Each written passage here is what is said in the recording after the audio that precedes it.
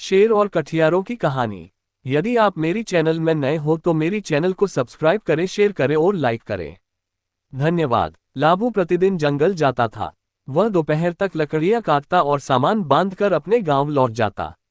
वह लकड़ियां गांव के बाजार में बेच देता था और उससे जो कुछ मिलता था उससे खाना पकाने के बर्तन ले लेता था और अपने घर ले जाता था। इस प्रकार उनका जीवन अत्यंत गरीबी में बीता। एक दिन की बात है। हमेशा की तरह वह जंगल गया।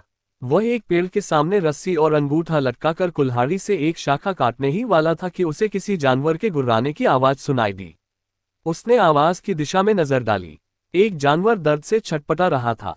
लाबू उस ओर जाने लगा। झील से थोड़ी दूरी पर उसने एक शेर को दर्द से गुर्राते हुए देखा। बाप रे, ये जंगल का राजा शेर है, इसके पास मत जाना।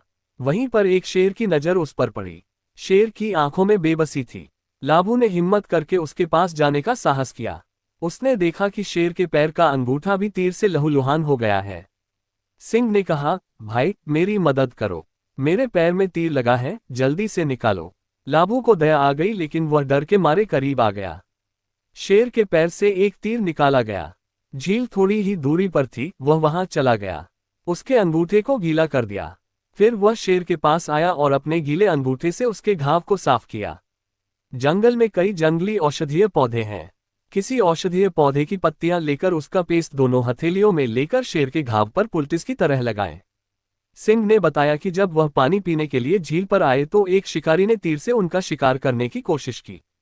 हालांकि तीर लगा, वह उछला और बमुश्किल झाड़ियों में छिप गया। हालांकि शेर एक हिंसक जानवर था, फिर भी लाबू को उस पर दया आ गई। दिन में लकड़ी काटते काटते उसने कई बार उसकी जांच की और जब शाम हुई तो लाबू ने फिर उसके घाव पर दवा लगाई। अगले दिन लाबू सामान्य से पहले जंगल चला गया। मैंने देखा कि शेर उधर से चला आ रहा है और झील के किनारे पानी पी रहा है। सिंह ने कहा कि उन्हें रात में अच्छी नींद आई। 4-5 दिन में शेर ठीक हो गया। हालांकि लाबू ने घाव की जांच की और दवा लगाना जारी रखा। अब शेर ठीक से चल सकता था। एक शाम जब लाबू लकड़ी लादकर घर लौट रहा था तो सिंह ने कहा, तुमने मेरी बहुत सेवा की है। लाओ, ये लकड़ी पीठ पर रख दो, मैं तुम्हें तुम्हारे गांव पाडर तक छोड़ दूंगा। हम सचमुच थक गए थे। उसने शेर की पीठ पर बोझ रख दिया। फिर तो ये रोज का नियम बन गया। लाबू लकड़ियों का बोझ तैयार करता था और सिंह कहीं से भी समय पर पहुंच जाता था। वह इसे रोज गांव के पाडर में छोड़ देता था। जैसे जैसे दिन बीतते गए लाबू का लालच भी बढ़ने लगा। एक भारी 2 हो गए, 2 से 4 हो गए। वह और धन इकट्ठा करने लगा। गांव में भी चर्चा होने लगी। लाबू को शेर के साथ देखने के लिए पाडर तक ग्रामीण जुटने लगे। गांव में लाबू और उसकी पत्नी का सम्मान बढ़ने लगा। सभी लोग शेर की कहानियां सुनने के लिए उसके पास एकत्रित होने लगे। शेर की तरह जंगल का राजा, लेकिन लाबू बकरी बन जाता है और उसकी हर बात मानता है। जैसे जैसे सम्मान बढ़ता गया, लाबू का अहंकार भी बढ़ता गया। अक्सर शेर को पतली छड़ी से मारा करते थे। जल्दी चलो, धीरे चलो, गधे की तरह धीरे चलो। शेर आदमी की दया पर निर्भर था। उससे होने वाले लाभ को मत भूलिए। इसलिए नाचुटके हर तरह का अपमान सह रहा था। महीना, 2 महीने, 3 महीने। बड़े होने का सहज स्वभाव दिन ब दिन अनुकूल होता गया। वह ये भी भूल गया कि जिसे वह मौखिक रूप से अपमानित करता है, डंडे मारता है, उस पर अधिक से अधिक बोझ डालता है, वह गधा नहीं है, शेर है। एक दिन शेर ने कहा, लबू तुम्हारे हाथ में ये कुल्हाड़ी है। एक काम करो, मेरी पीठ पर कुल्हाड़ी मारो। लाबू स्तब्ध रह गया। शेर, ये क्या बात कर रहे हैं? फिर भी सिंह ने कहा, तुम चिंता मत करो, मैं कहता हूं, अपनी कुल्हाड़ी से वार करो। लबू ने घाव बना दिया।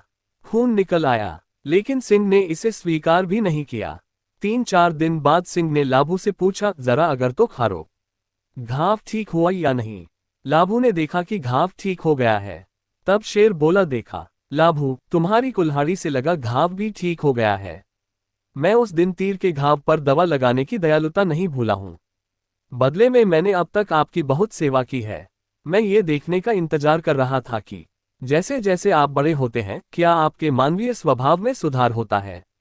पर वह नहीं हुआ। कुल्हाड़ी का घाव सहा जा सकता है, लेकिन अपने कटु गांव के लोगों के बीच डंडे से मेरा अपमान करना, गधे की तरह शेर को गधे की तरह हाँकने का अहंकार। लाबू, कैसे आदमी हो तुम? मन से किसी की सेवा नहीं कर सकते। क्या आप में बदले की भावना है? अब कल से तुम न मिलोगे, न आशा रखोगे। जाते समय एक बात कहना याद रखें, कुल्हाड़ी का घाव तो कभी भी भर जाता है, परंतु कड़वे कांटे का घाव कभी नहीं भरता। और शेर चुपचाप जंगल में चला गया। पूरी कहानी सुनने के लिए धन्यवाद।